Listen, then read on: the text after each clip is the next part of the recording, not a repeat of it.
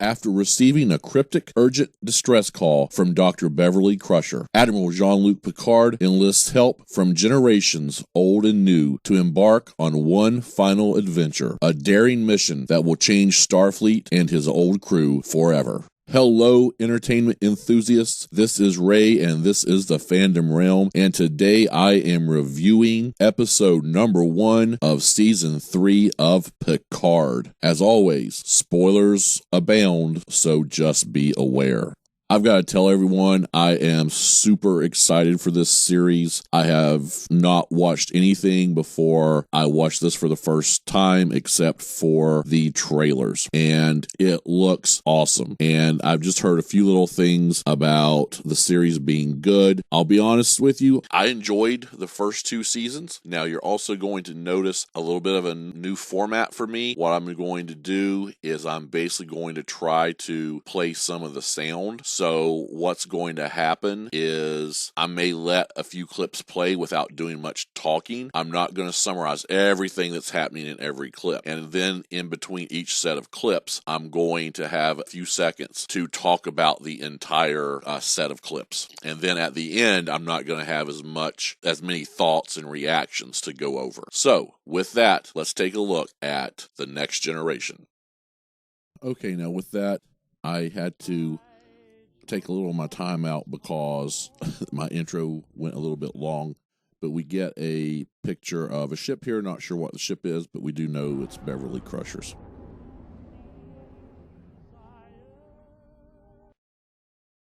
So of course we have some type of enemy coming in.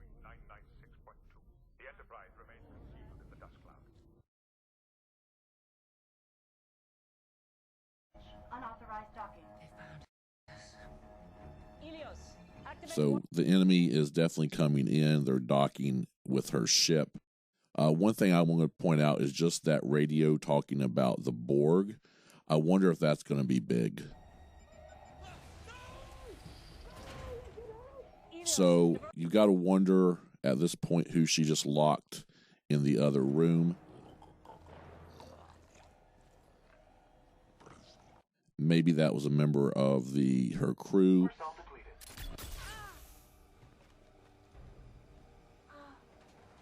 Of course, we're seeing these aliens with the masks on now.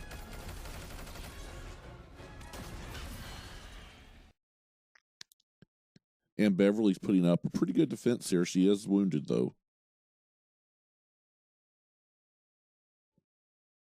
And so with that, the last one goes down.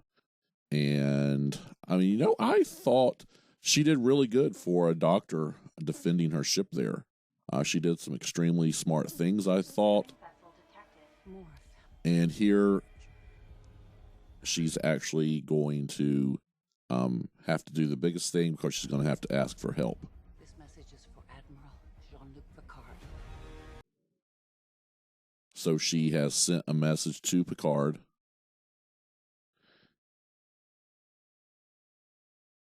And then she's going to flee and get into warp. And I really like this opening. All that was just the opening of the episode. And I really enjoyed it. It really got me into the mood of Star Trek again.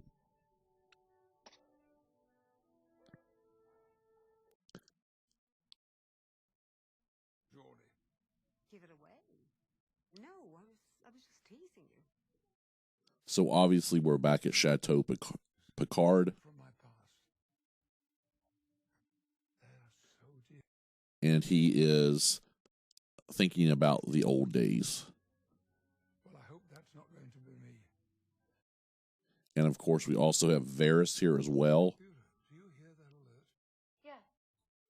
Where is it? And I really enjoyed Varys. I thought she was one of the better additions.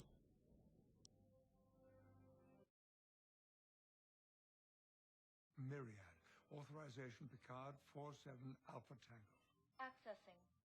So Picard finds where the signal is coming, and he's going to figure out the code, and he's going to find that he is having issues because Beverly Crusher needs help. and he's going to need to be the one that's going to help her. And he's going to actually talk about this entire situation with Varys. Again, Varys, I loved her addition. I thought she was a great addition to the first seasons. Genuine. This is a woman out of options, and she is asking you to. So her and Picard are now talking about what is going on. Shall talk for. You can watch the sunset from it. And of course, Varys is supposed to be helping set up for this Founders Day event that they're having, or whatever it's called. And she knows Picard is going to go off on his own to try to help Beverly. They actually discuss several things here. We find out that Picard did actually try to have a love interest or a relationship with Beverly, and it didn't really work out. And very interesting things there. Moving into the next part. And of course, Picard goes to meet with Riker.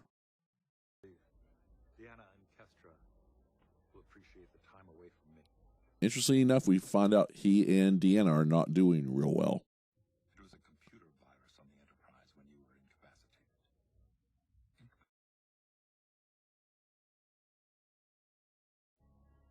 That's outside Federation space. Perfect place to hide.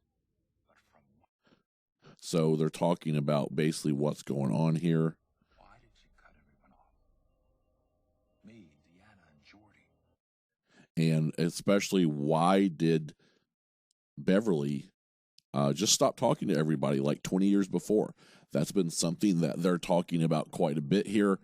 The other big thing here, again, was that Riker's not getting along with Troy right now. Tell you to get your life together.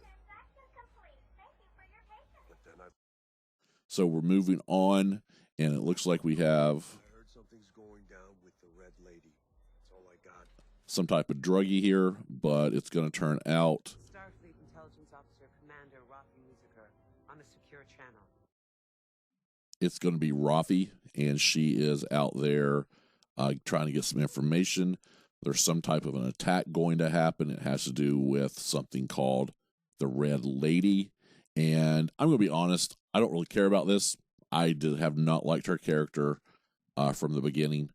I mean, she's not horrible, but I just have never been big into her. So here we have the Titan. Permission to come aboard, Commander. Permission granted, sirs. These are always some of my favorite scenes. Sir. Captain Shaw prefers that I use Hanson. So we have 7 of 9.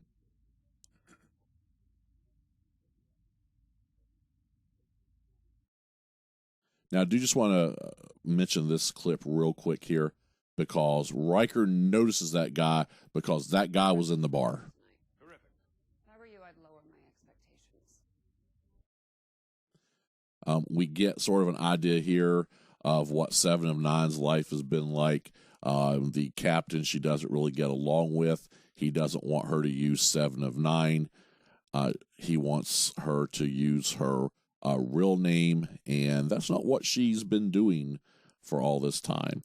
And it really sets the tone that the captain And Captain on the bridge. is not a good guy.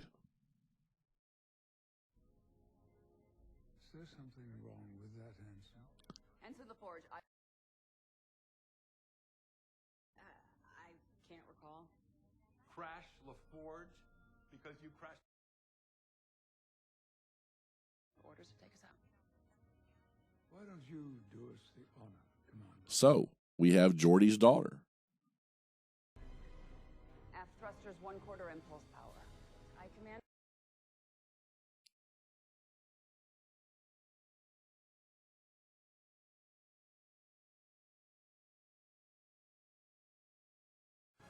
I love these scenes. Just absolutely love these scenes of any ship leaving Starbase.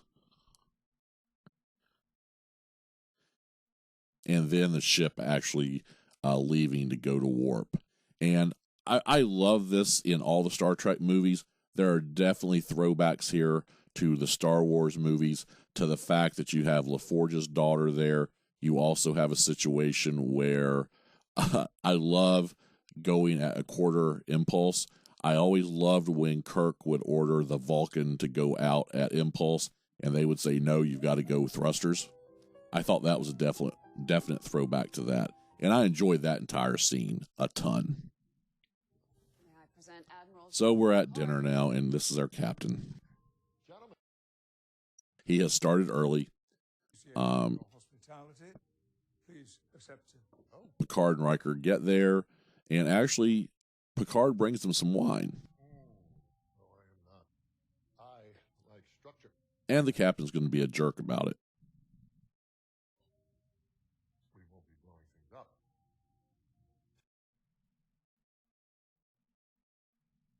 Taking on. Engaging in fire, crash landing. Now we see that the captain is very straight-laced and is going to be hard to work with here. Where? The Riken system.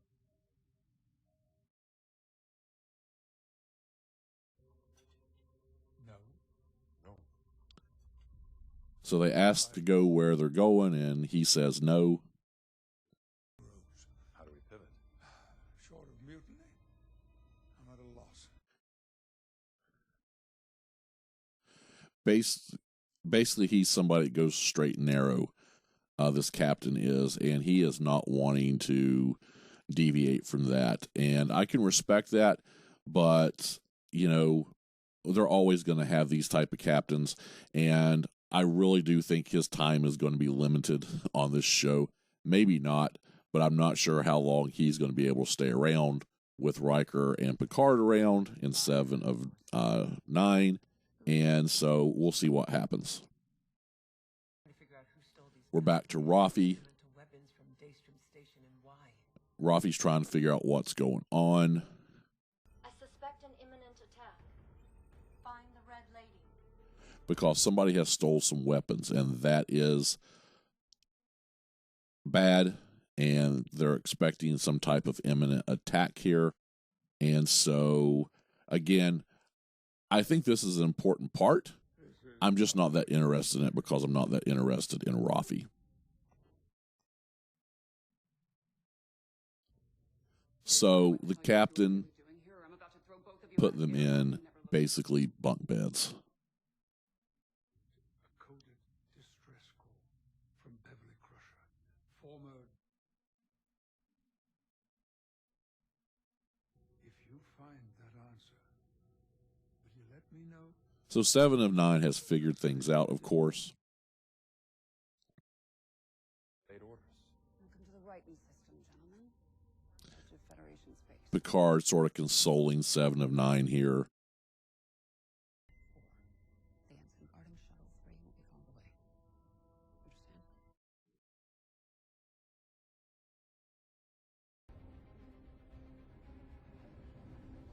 And 7 of 9 has disobeyed orders here. Sir, we have an unauthorized launch from Shuttle Bay 3. Captain's realizing what's going on, and then basically he's going to hit the bridge, and we find out that yes, Picard and Riker have stolen a shuttle and have left. And I'm going to tell you, I liked a lot about this as well. The conversation between Picard, Riker, and 7 of 9 especially when talking about she wasn't feeling in place, and you know, she was having to do things and didn't know how to follow orders and take those orders. And Picard says, well, when you figure out how to do that, tell me, because he's always been one of those people that questioned orders and what was supposed to be done as well. And again, very good throwback here. This captain, I love how he sort of sleeps and then he wakes up when something big is happening. So Rafi's going to get things figured out here. She turns everything around, and she's going to figure some things out. and it doesn't look good. So we find out the terrorist attack basically has attacked this dome. It looks like, what is this, part of the celebration they are doing, and there was a red like statue out front, and she's not able to help them for whatever reason. They didn't listen, they didn't call her, and it's a little Doctor Strange-ish going on there, because it's like a portal opened and they transported it through a portal, and it destroyed it. So I'm sure we're going to see that again. Biosigns identical. It's her. Warning. Detect. Complete. As ever. So back together on a mission here.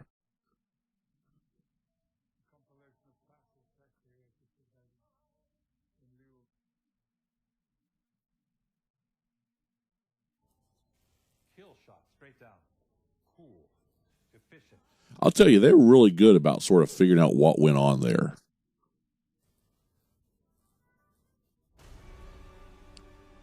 And the whoops moment.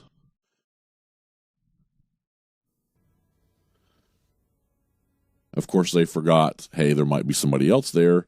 And he came up behind Riker.